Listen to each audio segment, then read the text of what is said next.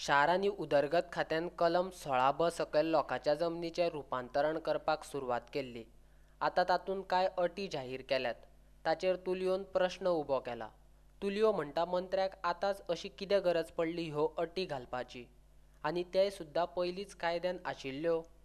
जमनीचे बेकायदेशीर तरेन सरकार जमनीचें रुपांतरण करता, ताचेर उच्च न्यायालयान सुनावणी चालू आसा म्हूण भिवन जाहीर केल्यात काय कितें, असोय प्रश्न तुलयोन केला. Vijay issues guidelines for zone change under 16B. आमचो एकूच पॉयंट आसा ताचे मुखार. हे guidelines among other things is that care will be taken that zone change will not be done in private forest, in paddy fields, khazan lands, slope more than 25%. पूण हातून कांयच नवें ना. हे पळय रिस्ट्रिक्शन्स आशिल्ली ती रिस्ट्रिक्शन्स सदांच आशिल्ली. These restrictions were always there.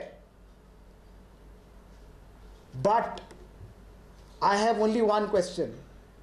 आतां कित्याक याद जालो तुमकां हे रिस्ट्रिक्शन्स हाडपाक? तुमी कांय मिटिंगी घेवन टावन अँड कंट्री प्लॅनिंग बोर्डाच्यो 29 नोव्हेंबराक 12 डिसेंबराक कितलेच झोन चेंजीस केले आनी 10 जानेवारीक नोटिफिकेशन सुद्दां हाडले. आनी हितून म्हज्या पयल्या प्रेस कॉन्फरन्सान हांवें सांगलां प्रायवेट फॉरेस्ट सुद्दां कुट्टाळे एक सर्वे नंबर 230 प्रायवेट फॉरेस्ट सुद्दां कन्वर्ट करून उडयलो.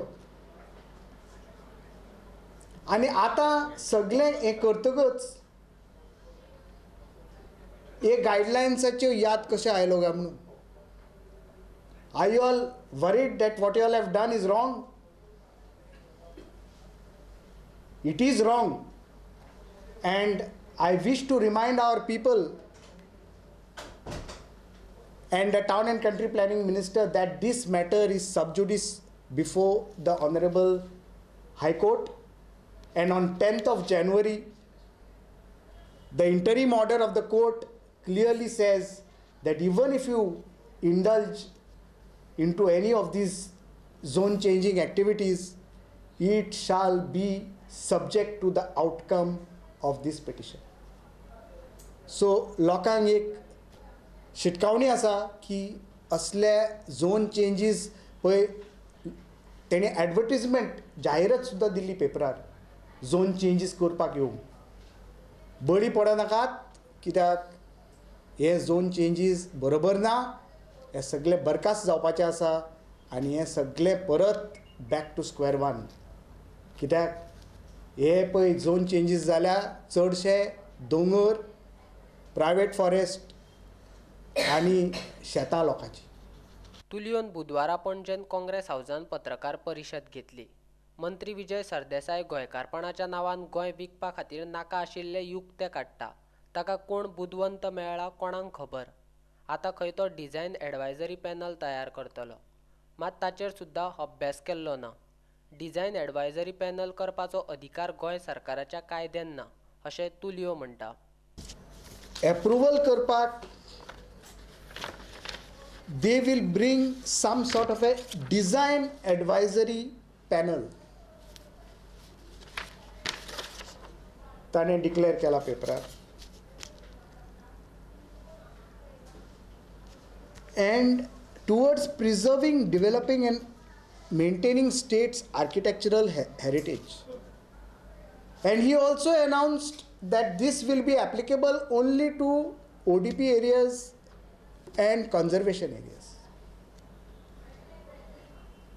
My point is, you yourself in ODP areas are raising the FAR and the height restriction to 60 meters.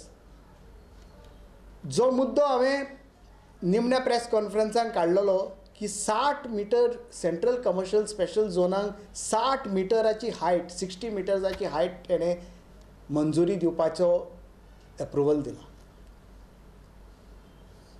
जेन्ना 60 meters height and towering buildings. On one side you are giving this approval, and other side you are saying in ODP areas we are trying to maintain some architectural heritage. I don't understand how these are two ideas which are opposed to each other. आणि दुसरें ताणें सांगलां की conservation एरियाजान असलेंच design advisory panel लागू जाता. Design advisory panel लागू करपाक ताका आमचे पळय लॉ आसा, town end country planning act, आनी दुसरी लॉ पळय आसा under the Goa construction of buildings act, ताचे अंडर जे रेगुलेशन्स फ्रेम जाल्या, ताका असलें डिझायन एडवायजरी पॅनल करपाचें कसलोच परवानगी ना. And if he wants to form this act to regulate conservation areas,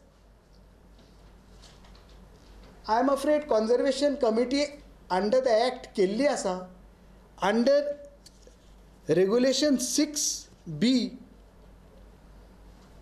2A and B, we already have a list of the national monuments under ASI and the state monuments which are to be either preserved or which are to be looked at carefully.